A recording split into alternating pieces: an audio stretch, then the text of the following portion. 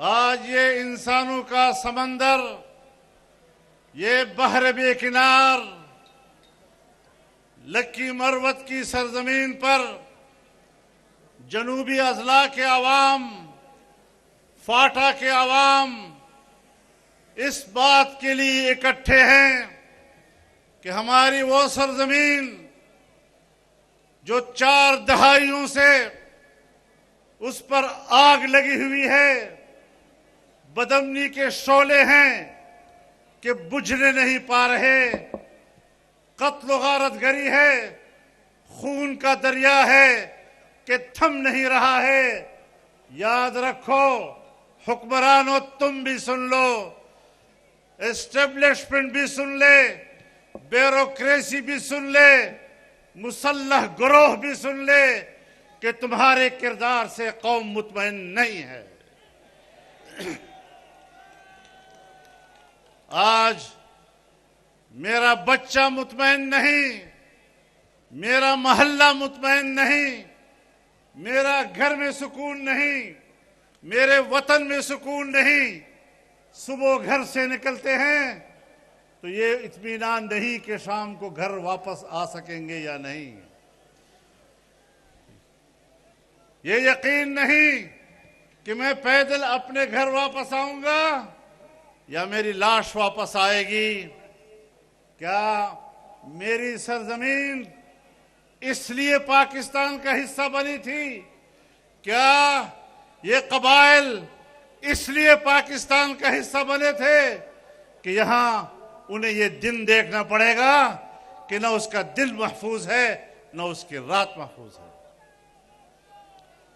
میرے محترم دوستو، میں تو ہر طرح سے اسباب ہلاکت دیکھوں، اے وطن کاش تجھے اب کے سلامت دیکھوں۔ وہ جو بے ظرف تھے سب صاحب میخانہ ہوئے، اب بمشکل کوئی دستار سلامت دیکھوں۔ میرے محترم دوستو، اس طرح معاملات نہیں چلیں گے کہ صوبہ بلوچستان ہو یا صوبہ خیبر پختونخوا ہو یا ہمارے قبائل ہوں اور وہ بارود کے ڈھیر پر بیٹھے ہوئے ہوں، بارود کی بارش میں بیٹھے ہوئے ہوں، ان کے بچے محفوظ نہ ہوں، ان کے خاندان محفوظ نہ ہوں، ان کی بہنیں محفوظ نہ ہوں، ان کی بیٹیاں محفوظ نہ ہوں، ان کی عزتیں محفوظ نہ ہوں۔ اب ہمیں بتاؤ، ہمیں اسٹیبلشمنٹ بتائے، ہمیں فوج بتائے کہ اس سرزمین پر امن کیسے آ سکتا ہے۔ ہم نے تو آپ کا ساتھ دیا، ہم نے تو اس خطے میں اور پاکستان کے لیے امن کی بھیک مانگی تھی۔ میں تو یہ مشن لے کر الیکشن سے پہلے افغانستان چلا گیا تھا، میں نے وہاں کی قیادت سے بات کی، ہر طرف گفتگو کی، میں تو کامیاب ہو کر واپس آیا۔ آج وہ کامیابی جو میں لے کر آیا تھا، اس کامیابی کو ناکامی میں کس نے بدل دیا ہے؟ تم نے الیکشن کرائے، ہمیں یہ الیکشن قبول نہیں ہے، ہمیں اس کے نتائج قبول نہیں ہیں۔ ہم دھاندلی کی بنیاد پر منتخب لوگوں کا نمائندہ تسلیم نہیں کر سکتے۔ لوگوں کے نمائندہ وہ قوت ہے جس کی دعوت پر آج تا حد نظر انسانوں کا سمندر اکٹھا ہو رہا ہے۔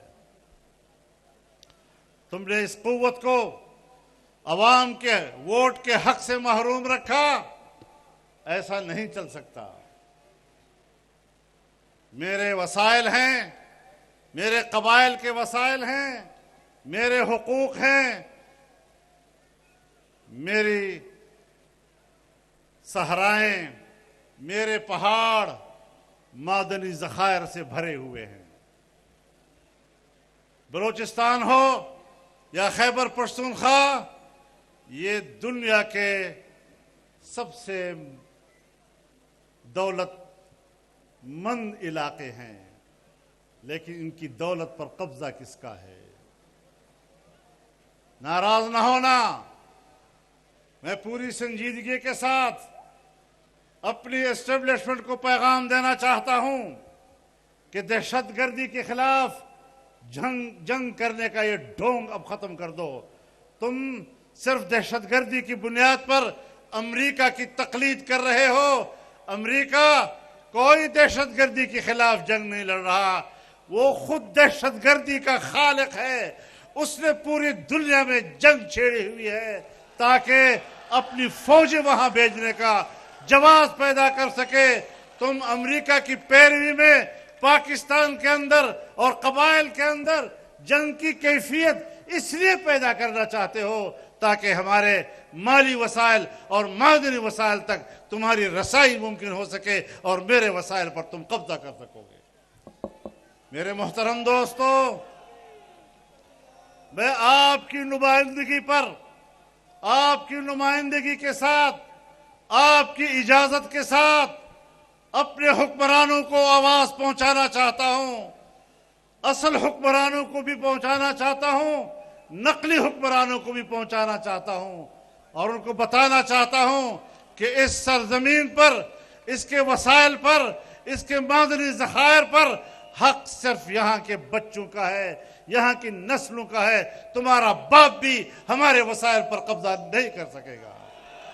میں جانتا ہوں اس سرزمین پر پشتون کا کیا حق ہے، میں جانتا ہوں ہمارے اس علاقوں پر، مظلوم علاقوں پر، محکوم علاقوں پر، مجبور علاقوں پر قبضہ کس کا ہے اور ان کے حقوق پر قبضہ کس نے کیا ہے، ان کے وسائل پر قبضہ کس نے کیا ہے۔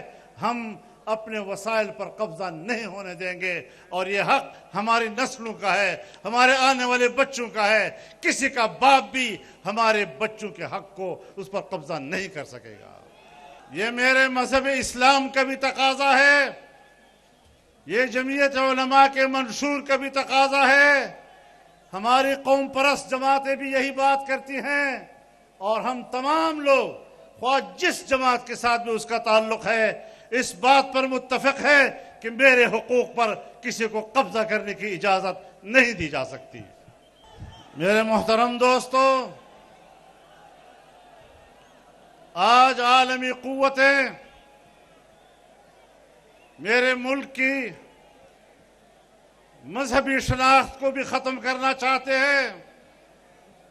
عالمی قوتیں اپنا معاشی جنگ پاکستان کی سرزمین پر لڑنا چاہتے ہیں، اور جب میرے صوبے سے اور بلوچستان کے صوبے سے سی پیک عالمی شاہراہ تجارت کا گزر رہا ہے، تو آپ کس عالمی قوت کے اشارے پر چین کی اتنی بڑی سرمایہ کاری کو ضائع کر رہے ہیں؟ آپ نے اپنے دوستوں کو گوایا۔